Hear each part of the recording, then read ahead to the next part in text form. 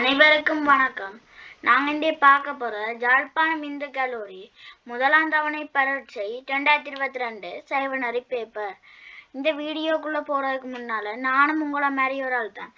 ஆனால் நானும் சில நேரம் பிழை விடக்கூடும். ஆண்டபடியா நான் பிள்ளை விடுறத நீங்க என்ன பிள்ளையா கண்டுபிடிச்சா நீங்க எதை கமெண்ட்ஸ்ல டைப் பண்ணுங்க. அதை விட நான் உங்களுக்கான இந்த வீடியோவை கஷ்டப்பட்டு ஹார்ட் ஒர்க்கிங் பண்ணி இந்த வீடியோவை போட்டிருக்கிறேன். ஆண்டபடியா மறக்காம எல்லாரும் ஒரு லைக்கும் சப்ஸ்கிரைபும் பண்ணுங்க. நான் இதுல உங்களுக்கு 13வது 14வது கல்வியும் ஒரு கொஷன் கேள்வி இதற்கான விடையை நீங்கள் கமெண்ட்ஸ்ல டைப் பண்ணுங்க. நான் என்ன பிள்ளைய உங்களுக்கு டவுட்ஸ் இருந்துச்சுன்றாலும் அதை கமெண்ட்ஸ் பண்ணுங்க. நான் இவ்வளோத்தையும் கமெண்ட்ஸ் பண்றதுக்கான காரணம் என்னடா நானும் நீங்களும் உரையாடுறதுக்காக உதவுறது கமெண்ட்ஸ் தான். சரியா? அப்ப கமெண்ட்ஸ் பட்டியல எல்லாத்தையும் எழுதுங்க. சரியா? இப்ப வாங்க இந்த பேப்பருக்குள்ள போவோம். நான் தான் உங்களை HD லிட்டில் மாஸ்டர். ஃபர்ஸ்ட் விடையை மட்டும் பார்த்து கொண்டு போவோம். பொருத்தமான விடையினை தெரிவு செய்க. முதல் வணக்கத்திற்குரிய கடவுள் யாரு? விநாயகர். முருகன் பெருமா இல்ல. அம்பிகை இல்ல. குன்றுடையான் இல்ல.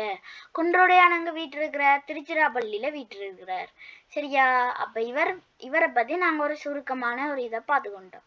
சரியா? இப்ப விநாயகர் தான் முதல் வணக்கத்திற்குரியவர்ன்றது எல்லாருக்குமே தெரிஞ்ச விஷயம். இவருங்க விநாயகர். இரண்டாவது விடையான விநாயகர். இவருங்க இரண்டாவது விடையான விநாயகர். நிறைகளல் அரவம் என்ற தேவாரம் அடங்கும் திருமுறை 3. ஏன் நான் அப்படி சொல்றேன்டா 12 திருமுறைகள் இருக்கு. 12 திருமுறைகளையும் தொகுத்தவர்களும் 12 திருமுறைகளையும் எழுதியவர்களும் இருக்கு. அதை தொகுத்தவர் நம்பி அண்டார் நம்பி. இது இந்த நிறைகளல் அரவம்ன்றது வந்து தேவார ஒரு பதிகத்திற்குள்ள அடங்குது. இந்த நிறைகளல் அரவம் என்ற இந்த தேவாரம் வந்து 3ஆம் திருமுறைக்குள்ள உள்ளடங்குது. சரியா? அடுத்த கேள்விக்குள்ள போவோம். வேற கோயில போட்டிருக்கு 3ஆம் திருமுறைக்குள் உட்படுகிறது. இரண்டாவது விடையான 3. மதுரையை ஆண்ட சமண அரசன். மதுரையை ஆண்ட சமண அரசன். மதுரை ஆண்ட சமண அரசன் யார்? சமண அரசன் கேட்டிருக்கு. அப்ப ராஜராஜன் சமண அரசனா? இல்ல. மகேந்திரவர்மன் சமண அரசனா? இல்ல. மகளன் அவர் ஆட்சி செய்யவே இல்லை. சரியா? அப்ப இதுக்கான விடை வந்து கூன்பாண்டியன். கூன்பாண்டியன் என்றது வந்து எல்லாருக்கும் அதிக அளவுக்கு பெருசா தெரிஞ்சிருக்காது, அல்ல சில பேருக்கு தெரிஞ்சிருக்கும். சரியா? இப்ப இதுக்கான விடை என்ன? கூன்பாண்டியன். இங்க பாருங்க, இதுல முதலாவது விடையான இங்க பாருங்க முதலாவது விடையான கூன்பாண்டியன். சரியா? தெய்வத்தன்மை வாய்ந்த அருட்பாட்கள் அவ்வாறு அழைக்கப்படும். தெய்வத்தன்மை வாய்ந்தது பக்தி பாடல் என்று அழைக்கப்படுமா? பக்தி பாடல் என்ற விட இதுல இருக்கா? இல்ல. அடுத்த பாத்தீங்கன்னா தோத்திர பாடல்கள் என்ற விட இதுல இருக்கா? இல்ல. இதுல பிரபந்தம் என்ற விட இருக்கா? இல்ல. அதற்கான விட என்ன? திருமுறை பாடல்கள். திருமுறையில தான் தெய்வத்தன்மை அதிக அளவு அடங்கி இருக்குண்டு எங்கட புக்ல போட்டிருக்கு. என்னவா இருந்தாலும் தெய்வத்தன்மை அதிக அளவு அடங்கி உள்ளது திருமுறைகள். நாங்க எங்களோட புக்கில் இருக்கிறது தான் எப்பவுமே கொடுத்து பழகணும். அதுதான் எங்களுக்கு நல்லது. நாங்கள் இப்போ ஒரு பிரச்சனையிலிருந்து மாட்டிக்கொள்ளாம இருக்கிறதுக்கான ஒரு சிறந்த வழியாகவும் அமையுது. இங்க பாருங்க, இதுல விட போட்டிருக்கு. கடைசி என்ன விட? 4ஆம் விடையான திருமுறை. 4ஆம் விடையான திருமுறை பாடல்கள். சரியா? அடுத்த கேள்விக்குள்ள போவோம். திருக்கைலாய காட்சியை திருவையாற்றில் கண்டவர். திருக்கைலாய காட்சியை திருவையாற்றில் கண்டவர் யாரு? அப்பரா. இங்க பாருங்க, இல்ல அப்பர் என்ற விட போடையில அப்பர் தான். சரியா? சொல்லி பிள்ளைகள் நாங்க மாறி சொல்லிட்டேன். சம்பந்தர் பெருமா இல்ல. மாணிக்கவாசகர் இல்ல. சுந்தரர் இல்ல. அப்பர் வந்து சிவனிட வேண்டி தண்ட திருக்கைலாய காட்சியை திருவையாற்றில கண்டவர் தான் அப்பர். சரியா? அதற்கான விட என்ன? அப்பர். அப்புறம் நாங்க என்ன அப்பருக்கு மறுபேர் என்ன தெரியுமா? திருநாவுக்கரசர். அவர்தான் நாங்கள் அப்பர் என்று சொல்றோம். சரியா? அடுத்த கேள்விக்குள்ள போவோம். திருச்சிராப்பள்ளி கோயில் கொண்ட இறைவன் பெயர். திருச்சிராப்பள்ளி கோயில் கொண்ட இறைவன் பெயர் விநாயகரா இதங்களுடைய முதலாம் பாடத்துல அமைஞ்சிருக்கு. தாயுமானவர் சுவாமி என்ற படத்துல அமைஞ்சிருக்கு. விநாயகர் இருக்கா? இல்ல. முருகன் இருக்கா? இல்ல. குன்றுடையான் வைரவர் இல்ல. இப்ப குன்றுடையான் யாரு? குன்றுடையான்ற திருச்சிராப்பள்ளியில வீட்டு இருக்கிற சிவபெருமான். அவர் என்ன செய்யறார்? ஒரு பாட்டி தினமும் அவருக்கு மாலை கட்டி போடுறார்.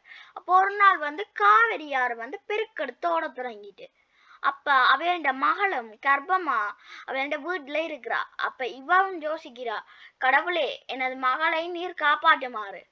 அப்ப கடவுள் என்ன செய்யறாருண்டா, தாயான உருவம் எடுத்து அந்த பாட்டி செய்ய வேண்டிய கடமைகளை செய்து அந்த பிள்ளை பிறந்தவுடன் அதற்கு தேவையான தொண்டுகள் எல்லாத்தையும் செய்து பாட்டி காவிரியாறு பெருக்கெடுத்தோடி 3 நாட்கள் முடிந்த பின் வீடு திரும்பும் போது அவர் சுகமாக இருப்பதை பார்த்த அந்த பாட்டி மிகவும் ஆச்சரியப்பட்டார்.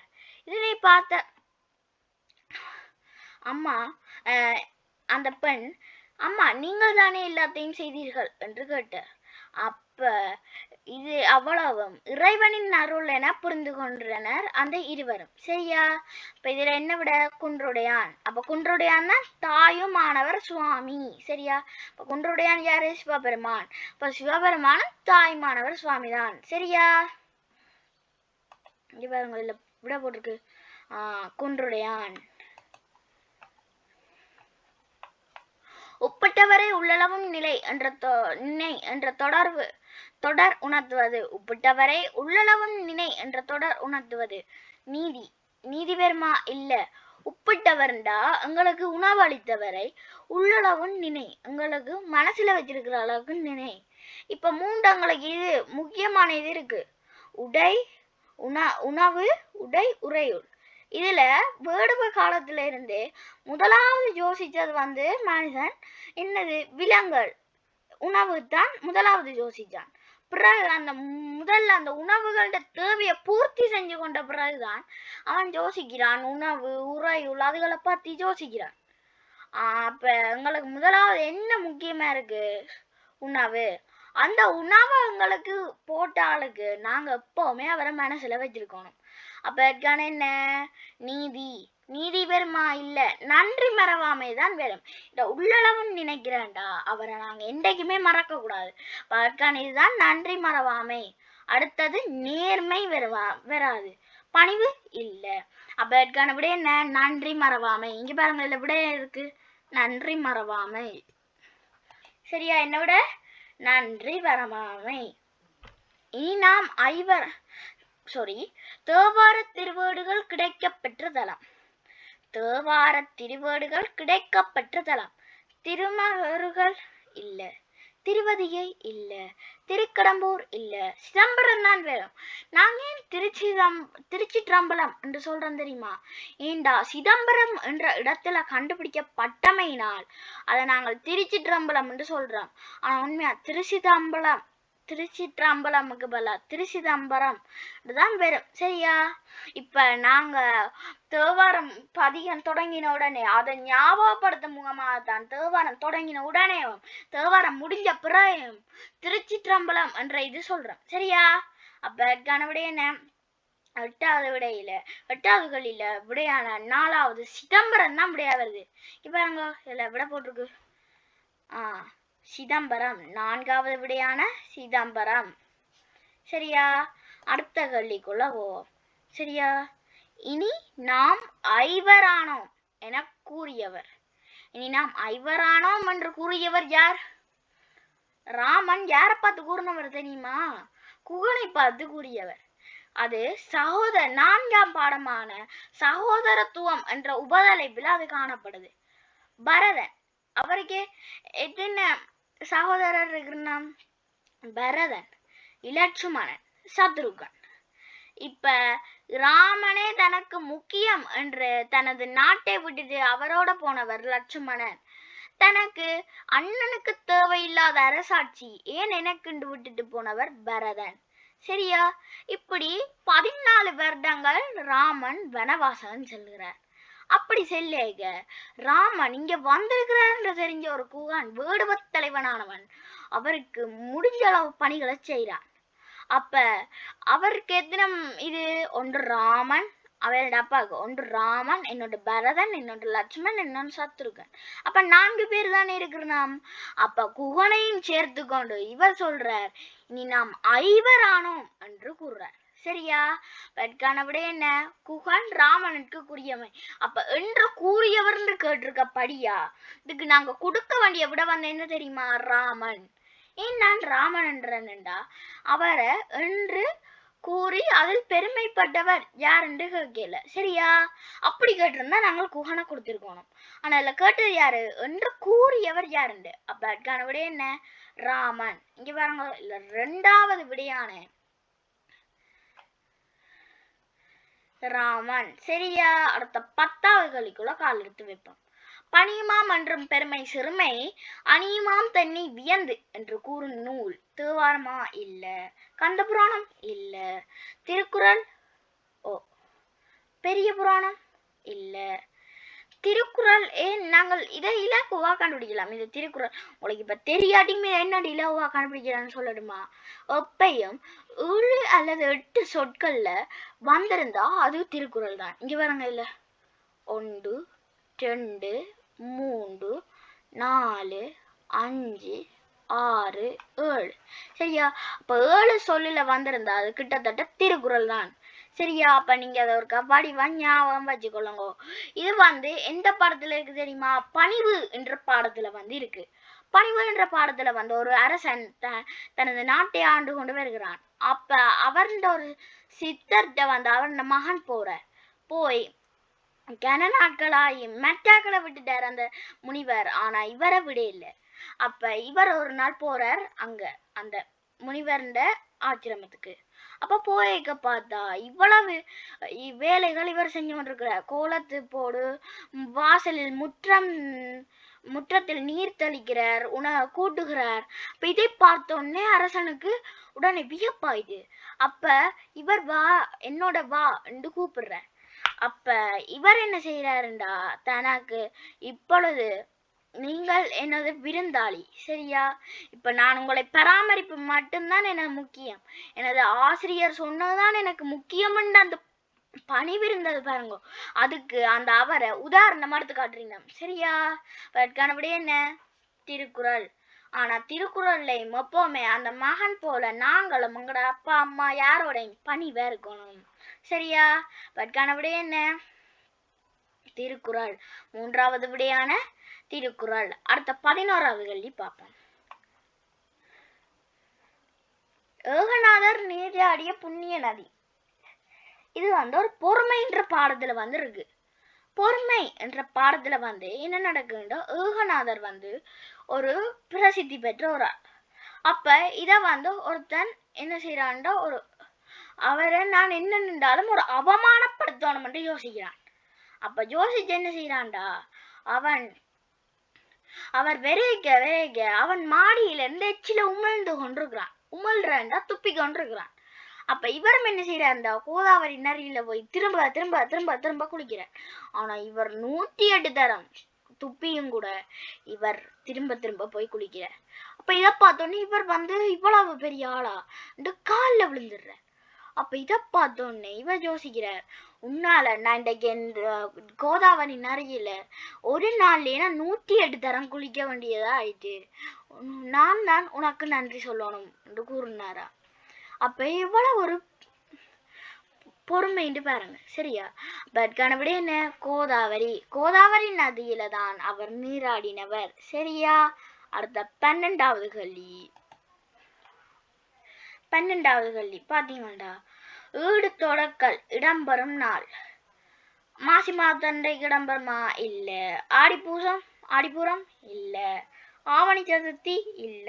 விஜயதசமி அன்றைக்கு பழமையா இப்ப புது மங்களகாரங்களை நிறைவேற்றது, மங்களகரண நிகழ்வுகளை நிறைவேற்றுறது போன்ற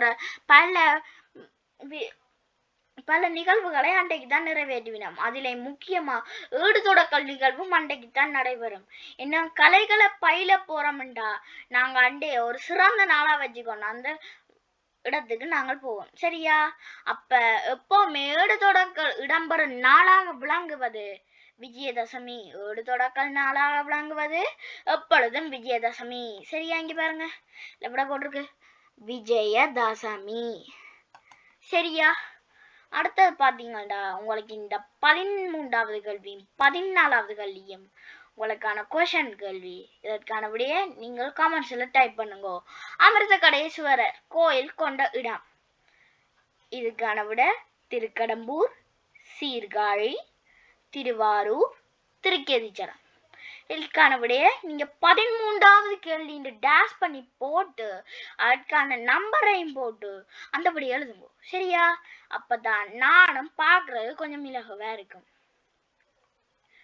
தசமார்க்கத்தை கண்டுபிடித்த சமயகுரவர்.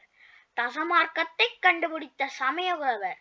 முதலாவது விடை சம்பந்தர், இரண்டாவது விடை நாவுக்கரசர், மூன்றாவது விடை சுந்தரர், நான்காவது விடை மாணிக்கவாசகர்.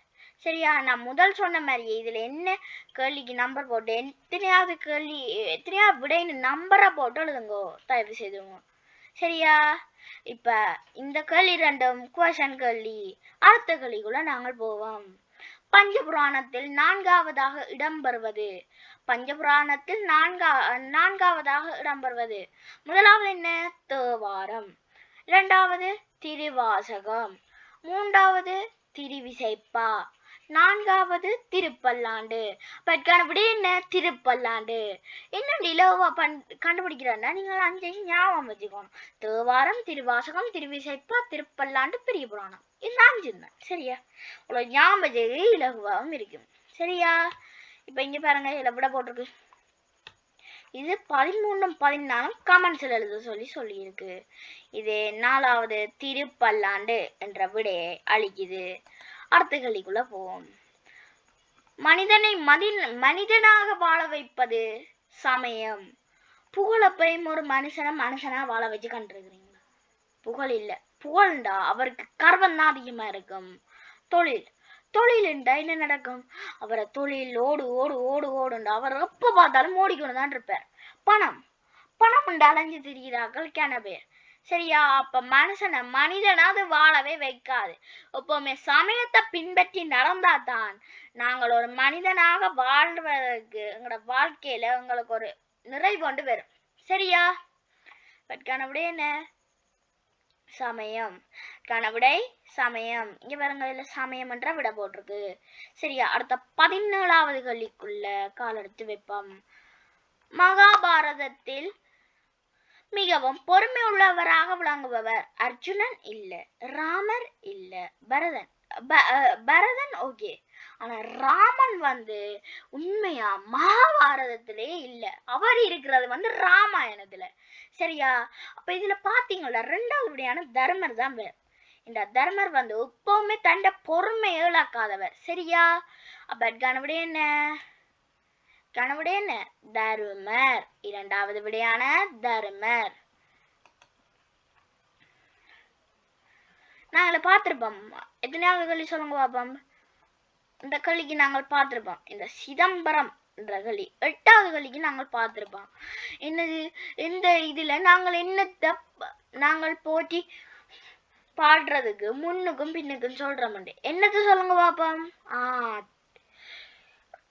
சாரி பிள்ளைகள், திருச்சிற்றம்பலம் என்ற இதை நாங்கள் பாவிச்சிருப்போம். சரியா? அடுத்த மாலும் அயனும் காணாத நீதியே என்று பாடியவர். மாலும் அயனும் காணாத நீதியே என்று பாடியவர் யார் தெரியுமா? மாணிக்கவாசகர். சரியா? மாணிக்கவாசகர். அடுத்த நங்கடம்பனை பெற்றவள் பங்கினன் என்ற தேவாரத்தின் பண் எல்லாருக்கும் அது தெரிஞ்சிருக்கும்னு நினைக்கிறேன். அதற்கான பண் காந்தாரம். சரியா? சரி, இந்தியோட இந்த ஃபர்ஸ்ட் பார்ட்டை முடிச்சு கொள்வோம். அடுத்த வீடியோல செகண்ட் பார்ட்டை பார்ப்போம். நான் உங்களுக்காண்டி இவ்வளவு ஹார்ட் ஒர்க்கிங் பண்ணி இந்த வீடியோவை போடுறேன். மறக்காம ஒரே ஒரு லைக்கும் ஒரே ஒரு சப்ஸ்கிரைபும் பண்ணுங்க. அதை விட நானும் உங்களை மாதிரி ஒரு ஆள் தான். அந்தபடியா நானும் சில நேரம் பிழை விடக்கூடும். அந்த பிள்ளைகளை நீங்கள் தெரிஞ்சா எனக்கு கமெண்ட்ஸ்ல நீங்கள் டைப் பண்ணுங்க. சரியா? உங்களுக்கான இந்த 2 கொஸ்டின் கேள்விக்கான விடை நீங்கள் கமெண்ட்ஸ்ல எழுதுங்க. சரியா? இத்துடன் இந்த வீடியோவை முடித்துக் கொள்வோம். இந்த வீடியோவை முற்றிலும் பார்த்தவர்களுக்கு நன்றி. நான் தான் உங்கள் HT லிட்டில் மாஸ்டர். தேங்க்யூ.